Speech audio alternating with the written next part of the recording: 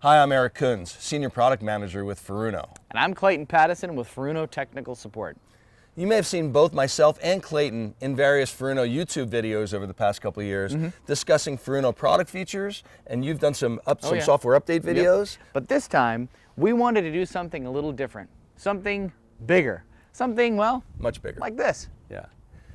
Behind us is a 2010 39-foot SeaVee center console with an existing Furuno product package on it. What we're going to do is create a new video series called Furuno Connections.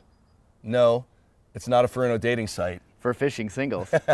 But instead, what we're going to do is we're going to take every piece of Furuno existing gear off this boat and replace it with the latest and greatest from 2019. But sadly though, this boat's not ours, as much as we would like it to be. It belongs to Matt Rowland of Team FourTunate. Once we get the boat back over to our shop, we're going to introduce you to Matt and get started on this project. Let's go. How you doing, Matt? Welcome. Good. All right. Good to see you. Hi, Matt. Yeah. How's it going? First of all, I want to thank you for allowing us to whack giant holes in the bottom of your boat with a Sawzall. Right. Yeah. That's very trusting. Exciting.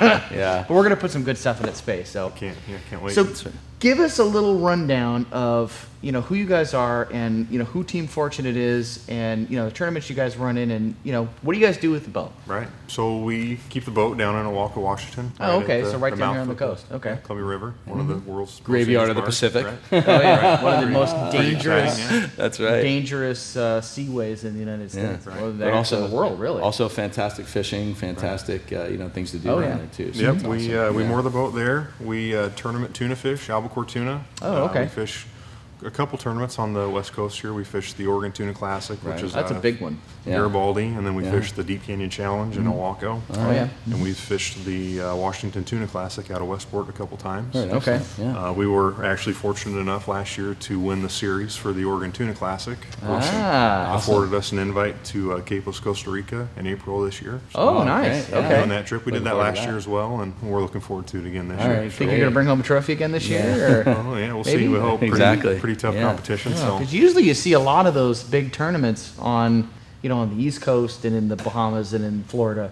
It's kind of rare to see them up here, especially a boat like this up here. Yeah. right. Yep. So it's kind of interesting. Not- to not It's too actually many- the perfect boat. yeah, not too many big center consoles up here. Right. So No, not really. So it's Well, kind of we're nice lucky. to have one Yeah.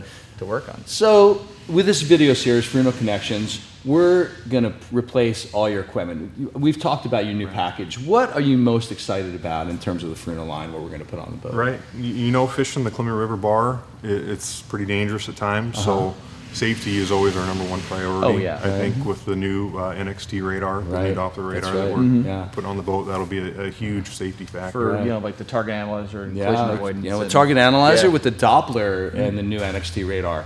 That target analyzer, that red-green target identification for looking what's dangerous around you and Yeah. situational awareness is huge, and that's what we're really looking forward to. Well, they can also use it for the bird mode, too. That's right. Bird- Yeah, the fishing. NXT has an About excellent that, bird yeah, mode. bird- Yeah. birds So we being go out and look bait for and- birds with the right. albacore tuna at these Right. classics. Sure. Yeah, that's So, excellent. It'll be a big advantage. Yeah. Big advantage. Yeah, we're excited about that. The another big thing we're excited about is this new transducer that Yeah. we're putting in the bottom of this boat. Right, yeah. With the DFF 3D. That's And, right.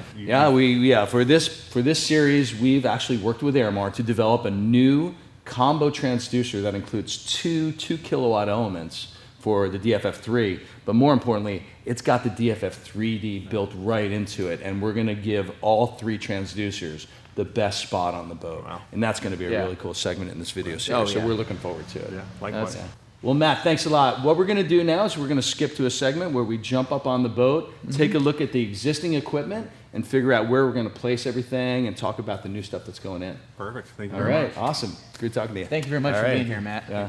Let's Trust go get us. on the boat and have a look. Now, as we mentioned before, this is a 2010 39-foot SeaVee. It's powered by 4 300 horsepower Mercury Verado outboards. And it's got a complete NavNet 3D package that was installed in about 2010 when the boat was built. So Eric, give us a rundown of what's in the boat and what we're going to be taking out. Sure. As far as the main MFDs go, these were MFD12s, NavNet 3D MFD12s. Yep. We also have a basic stereo on the boat that's connected to a couple big JL amps.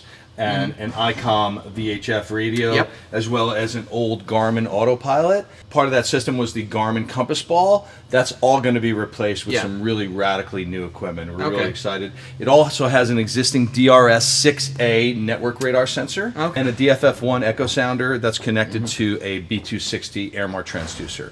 So the nice thing about this is we're going to change that out to the combo, bigger deucers, and make some other changes. We will also, we learned a trick from one of our dealers on how to repurpose the Garmin shadow drive sensor Oh, really? for safe Okay. home operation with the Napod 300. Ah, That'll be pretty all cool. right. We'll go through that. Nice. And that's about it. Everything else is going to be updated. What Boom. about interfacing?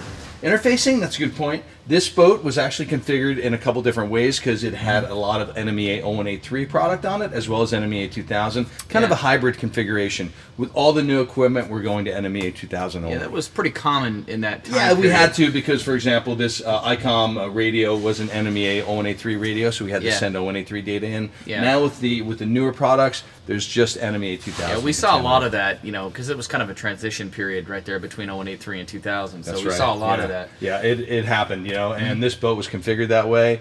It's kind of a lot of extra cabling because of it as well. So Yeah. one of the nice things is with this new equipment, it's going to be a lot cleaner. We're going to have NMEA 2000 going everywhere, and it's going to make us allow us to do some really cool stuff with some different displays. Yeah. Yeah. Now, in 2010, when they put this equipment on the boat, this system was really state of the art. And it's still good equipment, don't get me wrong, but a lot has changed in the last decade or so.